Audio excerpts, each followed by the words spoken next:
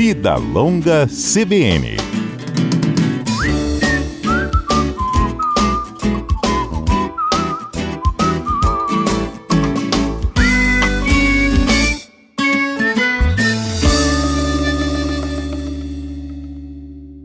Bom dia, Ricardo. Bom dia, como que você está? Muito bem, espero que você também esteja bem. Ricardo, a alimentação, como que ela pode influenciar a saúde mental? Dizem que o intestino é o segundo cérebro, tá certo isso? Tá certo isso. O intestino participa da produção de neurotransmissores importantes, como a serotonina, que influencia o humor, bem-estar e até a qualidade do sono, e nós chamamos ele, inclusive, de segundo cérebro. Isso faz todo sentido, por isso que nós estamos aqui para bater esse papo hoje. Então, na prática, como é que é essa relação direta, então, entre saúde mental e alimentação? A gente está falando de uma alimentação baseada em quê que pode nos trazer bem-estar mental? É importante, antes disso, né, fazer uma pequena introdução que a gente percebe que a ansiedade, a alimentação e o comportamento alimentar estão profundamente desconectados. E isso acaba, né, motivando algumas situações como propriamente a ansiedade, né? Hoje nós sabemos que a alimentação pode influenciar diretamente na saúde mental, não é só uma questão de calorias ou estética, a alimentação impacta no sono, disposição, energia, concentração e até sintomas da própria ansiedade e irritabilidade. E existem hábitos que podem piorar também esses sintomas em pessoas mais sensíveis. E aí entre os alimentos como a cafeína, açúcar, ultraprocessados, álcools e outras atitudes como longos períodos em jejum. Então isso pode favorecer, né, a piora de uma ansiedade e de outras questões que vão influenciar o intestino e o cérebro, dificultando a pessoa atingir resultados, né, como a própria qualidade de vida. Tem alimentos que são gatilhos emocionais? Hoje a gente fala de alimentos ricos em frituras, né? Esses alimentos ultraprocessados, que aí vão entrar nuggets, carne de hambúrguer, o próprio refrigerante. Então, são alimentos que a gente pede um certo controle para que não possa, né, ocorrer esses gatilhos, né? Eles deprimem o cérebro? Como é que funciona? Na verdade, esse tipo de alimento, eles são alimentos que contêm algumas substâncias que nós entendemos ser nociva, né, para o organismo, e acaba que com essa situação desses conservantes, desses aditivos, eles podem piorar a ação de alguns hormônios, o funcionamento do próprio intestino, que está ligado a todos esses hormônios que eu já citei aqui, a serotonina, por exemplo. Então, eles agem deprimindo muitas vezes o paciente, ou fazendo com que ele fique mais ativo, digamos, né, para o lado nocivo, gerando uma ansiedade maior. Então, ele pode, assim, esses alimentos, eles podem incitar esse paciente que já vem de uma situação ruim psicologicamente, digamos assim, afetado psicologicamente, e vai gerar toda essa dificuldade, né, na qualidade de vida dele, né, impactando a qualidade de vida. Claro que a gente não pode aqui direcionar para o nosso ouvinte uma dieta específica, mas fazendo assim uma espécie de regra geral ou um senso comum entre a comunidade científica e acadêmica, que alimentos que a gente pode determinar que são que não devem ser usados, por exemplo, uma pessoa que tem ansiedade. Um café talvez teria que ser evitado. Você pode citar exemplos para a gente do cotidiano das pessoas de alimentos que talvez façam mal para o emocional e elas não saibam? Entendi. Os alimentos que hoje a gente fala, como eu citei aqui, o café em excesso, não é que o café seja ruim, mas dependendo do cenário daquele paciente, ele vai tornar aquele paciente mais ativo, né? Ele vai acabar ativando demais aquele paciente, deixando ele mais ansioso. Então, a gente pede um certo cuidado com o café. O excesso dos açúcares, né? E quando a gente fala de açúcar, não só aquele açúcarzinho que vai no suco ou que vai no café, mas os açúcares dos próprios alimentos industrializados, né? Esses alimentos como salsichas, fast foods também, que são os famosos lanches, a gente pede o cuidado também, porque por serem ricos nesses aditivos químicos. Então ele vai poder favorecer uma inflamação, piora da microbiota intestinal que nós estamos citando aqui, alterações no sono, compulsão alimentar, esses alimentos podem contribuir para isso, e oscilação de energia e humor. Na contrapartida, que alimentos podem ser benéficos, que podem ajudar a melhorar o bom humor e a saúde mental? Então, quando nós conseguimos melhorar a alimentação num todo, isso vai contribuir para a saúde geral, né, na melhora da qualidade de vida que a gente fala, mas existem também alguns alimentos, e sempre quando a gente fala de alimento, eu também gosto de falar de hábitos que podem contribuir para essa sensação de bem-estar, relaxamento, principalmente quando fazem parte de uma rotina equilibrada. Então, alguns chás vale citar aqui, como camomila, erva cidreira, por exemplo, podem ajudar no relaxamento. O maracujá, ele possui, por exemplo, compostos relacionados à passiflora, muito conhecido pelo efeito calmante. Alguns vegetais, como alface, também possuem substâncias associadas ao relaxamento. E, além disso, nutrientes como magnésio, vitaminas do complexo B, o próprio ômega 3. E aí vem esses alimentos também, como a sardinha, que é rica em ômega 3. Tem sido muito estudados esses alimentos para a relação com o equilíbrio emocional, sono e resposta ao estresse. Mas aí é importante lembrar que nenhum alimento sozinho vai fazer milagre. O resultado vem do conjunto, né? Alimentação equilibrada, sono, atividade física, saúde intestinal e o controle do estresse. Muita gente trabalha naquele esquema de recompensa, de recompensar o cérebro, né? Tô com uma frustração no meu trabalho, eu tô muito cansado, tive um desentendimento com alguém, com a minha família, vou comer uma barra de chocolate, hoje eu vou me dar o direito de comer uma caixa de bombom, vou comer um lanche no final de semana. Como é que a gente tem que observar? Tem alguma relação assim, só de o cérebro já nos condicionar a busca por alguns alimentos específicos? Isso já pode sinalizar para a gente alguma disfunção no nosso corpo, na nossa mente? Sim, inclusive eu falo muito isso, né, nas redes sociais, né, sobre essa questão dos fatores externos e de como a gente se sente, favorecer a busca por alimentos.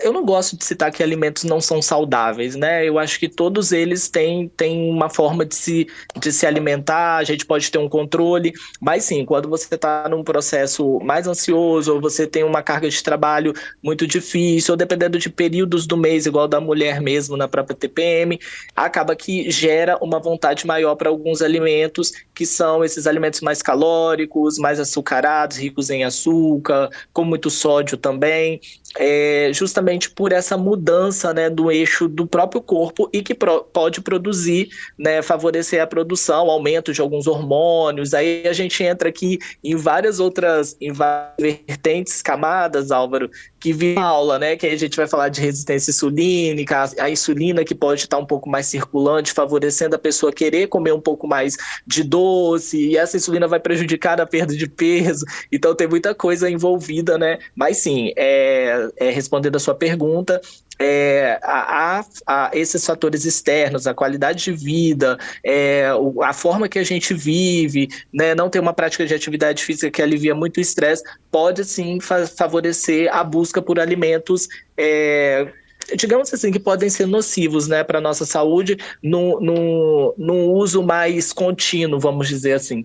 Ricardo, a gente ainda tem um tempinho de entrevista, então gostaria até de aprofundar, porque você falou da insulina e agora está muito em voga a questão da insulina, não só a questão da resistência insulínica. Esse assunto tem sido tratado especialmente por influencers, muitas vezes de saúde, a partir do uso das canetas emagrecedoras. Agora a gente vê um caso de um influencer que estava fazendo o uso de insulina para tentar ficar mais musculoso, como o uso anabólico. Como é que a gente pode entender esse movimento em relação à insulina? Você citou aqui, por exemplo, a resistência dela. Tem de fato uma percepção de que a gente fica mais prostrado ou desanimado e que é uma resistência insulínica, ela traz outras características para o nosso comportamento que não apenas uma função de alimentação? Sim, a resistência insulínica, ela é bom observar que a resistência insulínica ela pode vir de alguma doença, né, de alguma enfermidade em si do corpo, mas na sua maioria a gente vê que é pelo excesso de peso, porque se eu tenho um percentual de gordura acima daquilo que é o ideal para o meu corpo, eu acabo criando essa resistência pela própria gordura ali, principalmente essa gordura visceral abdominal.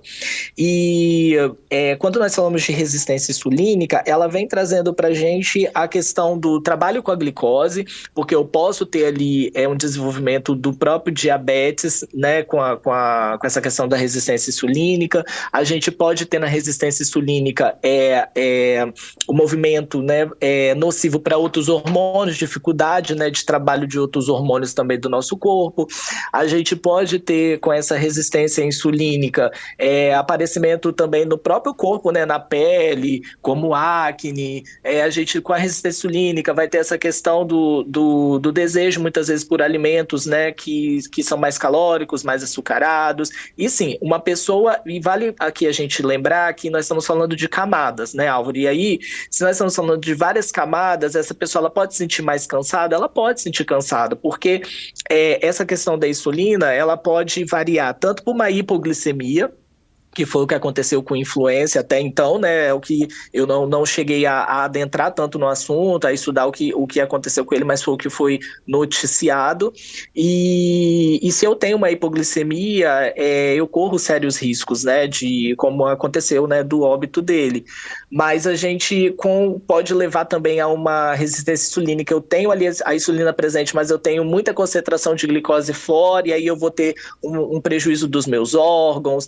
Então, assim, pensa, você todo inflamado dessa forma, você não vai conseguir produzir no seu dia como aquela pessoa que está, digamos assim, saudável, fazendo atividade física, com seus hormônios todos regulados. Então, sim, a resistência insulínica é um caso que precisa ser pesquisado e precisa ser olhado com carinho. E essa coisa essa situação de usar insulina para poder você ter algum resultado que não seja um resultado clínico por uma doença, que é o caso do diabetes, a gente precisa se preocupar, né? Até onde que nós estamos indo para poder a estética ou algum tipo de esporte ou atividade física pode levar, né, a pessoa para culminar nesse final tão triste que a gente teve, né? Ricardo, você falou aí que não acredita nessa questão do alimento que é totalmente ruim, né? Cada alimento vai ter a sua necessidade do corpo ali sendo atendida de uma forma ou de outra. Às vezes a pessoa pode estar consumindo apenas alimentos que são assim, considerados saudáveis, mas o corpo está precisando de alguma ou outra substância que vai ficar faltando nessa alimentação e vai afetar o comportamento dela muitas vezes? Não, eu acho que não. Se a pessoa tem uma alimentação 100% saudável, o que hoje é muito difícil, né, Álvaro? Mas vamos dizer que a pessoa ela só viva de verduras, legumes, o próprio arroz e o feijão, né, da carne, dos ovos. Eu acredito que ela vai estar bem suprida dentro daquele equilíbrio nutricional, né? De ter um cálculo nutricional para a sua caloria diária. Então, assim, eu acredito que não. Mas hoje a gente fala de não crucificar nenhum alimento, né? Porque hoje em dia a oferta, né? Eles trazem prazer, tanto pelo paladar quanto pelo olfato, a gente sabe, pela visão. Hoje o marketing ele trabalha muito em cima disso. Então, e existe também dentro disso a cultura, né? Existe o socioeconômico, existe o afetivo, né? Sempre eu falo muito disso, porque às vezes você tem aquele chocolate daquela época de uma certa marca que você era criança, que quando você você come, você sente aquela lembrança de uma avó, de uma tia, de um amigo de infância. Então, dentro do equilíbrio, esses alimentos eles entram, mas eu acredito que uma alimentação, se ela for 100% saudável, você não há necessidade de ter deficiência. O que pode acontecer talvez, e aí a gente entra em outras camadas, né? Pela oferta do solo, dali de onde foi plantado, ou talvez se a pessoa ela tem, pelo desgaste mesmo do dia a dia, alguma necessidade, e aí talvez haja necessidade de algum suplemento a mais. Mas aí seria suplementar, né? Não ter que adicionar um alimento artificial para que isso fosse suprido.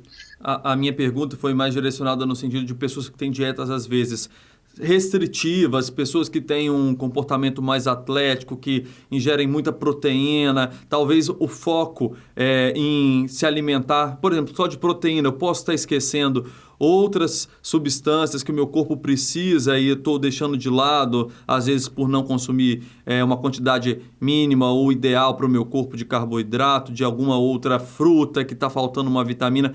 Pode ter essa relação? Pode. Aí já muda, né, a figura, eu entendo entendi a pergunta que você quis fazer. Aí nós vamos ter uma alimentação, um estilo de vida muito restrito. E hoje a gente vê que, eu até brinco com os pacientes em consultório, que se existe aquele alimento, se existe aquela categoria, né, igual falando aqui mais claramente o carboidrato, se a natureza está ali, ou seja, naquilo que a gente acredita, nesse universo, se Deus criou, é porque há necessidade. Né? O nosso corpo ele precisa de uma quantidade daquilo para nossa energia, para o nosso dia a dia. Então, sim, se eu faço uma dieta só de proteína, vai ficar faltando ali uma gordura boa, vai ficar faltando uma quantidade dessa gordura, vai ficar faltando um carboidrato, que é a nossa base energética, e sim, a gente vai acabar tendo uma deficiência de minerais e vitaminas que advém dos próprios carboidratos, das verduras, das frutas e afins. Não, sim, com toda certeza, é uma dieta muito restritiva, ela necessita atenção, ela necessita acompanhamento de exames, necessita sinais e sintomas também, né, que a gente fala de análise clínica, para poder a gente chegar a um consenso se há necessidade de suplementar ou se talvez precisaria, né, corrigir. O correto hoje que a gente fala é uma alimentação mesmo equilibrada, né, onde eu tenho ali a oferta de fibra, de carboidrato, de proteína, de gordura sim, e a ingestão hídrica, né, adequada também, que é beber água, para que as coisas funcionem direitinho. Ricardo, e tem os efeitos assim que são de longo prazo para a pessoa que tem aquela dieta, estando com alimentos adequados ou não, eu estou falando pelo longo prazo, então que já vem com aquela dieta, mas tem às vezes os efeitos imediatos, né? Um alimento específico que você come e ele pode, por exemplo, o café, você já fica com a energia ali na hora, aí você pode comer depois um alimento mais pesado e já tem aquela prostração já imediata ali, né? Aquele cansaço. Dá pra gente ir percebendo no dia a dia o que funciona mais ou menos pra gente também, né? Sim, porque cada indivíduo é um, né? E é importante a gente entender, porque às vezes para o meu colega, um alimento ele vai cair, igual você falou, eu vou me prostrar mais, eu vou ficar um pouco mais ativo, para outros não. Então é importante também a gente se conhecer, né? Ter a percepção do próprio corpo. Ricardo, muito obrigado pela entrevista. A gente conversou hoje com o Ricardo Freire, que é nutricionista, pós-graduado em nutrição clínica e autor do livro Ansiedade e Emagrecimento, o impacto das emoções no corpo. Ricardo, último recado para os nossos ouvintes. Eu queria agradecer, né, a oportunidade de contribuir com esse assunto que eu venho estudando e me especializando há tantos anos. Durante muito tempo, quando se falava em nutrição, o foco era quase sempre apenas em calorias e qualidade alimentar. Claro que isso é importante, mas hoje entendemos que a nutrição vai muito além disso. Existem outras camadas envolvidas, como saúde intestinal, os hormônios, a ansiedade, a relação de mente e corpo, que nós falamos aqui hoje nessa entrevista. Então, falar sobre isso isso, né, como nutricionista, me traz muita alegria e responsabilidade, principalmente em uma época em que tanta informação circula nas redes sociais. E uma dica que eu daria hoje, né, uma finalização, seria lembrar de que quando nós vamos falar do nosso corpo, o nosso corpo é o nosso templo. Então, pensarmos quando nós vamos colocar pela nossa boca, né, a alimentação, porque é daquilo que nós estamos nos nutrindo. Então, se eu mesmo não cuido disso, quem vai fazer isso por nós, né? E aí vale aqui a gente falar, se você acha que está errada a sua alimentação, se você quer uma orientação, procure o profissional correto, né, para você seguir um plano alimentar adequado para você, não se restrinja, né? Toda a categoria alimentar, todos os macronutrientes e micronutrientes são importantes, e nós, como profissionais da nutrição, né, estudamos profundamente o alimento, os nutrientes, a forma como eles agem no organismo humano, e isso faz toda a diferença na hora de orientar as pessoas com segurança e com consciência. É se cuidar, é tentar fazer o máximo para que você tenha uma qualidade de vida o mais saudável possível, principalmente nessa era, né, que nós vivemos tão na correria e no estresse. É isso, Álvaro. É isso aí, muito cuidado com inteligência artificial, hein, gente? Não vai usar o chat GPT de nutricionista, né, Ricardo? É verdade. Obrigado, Ricardo. Tá joia, eu que agradeço.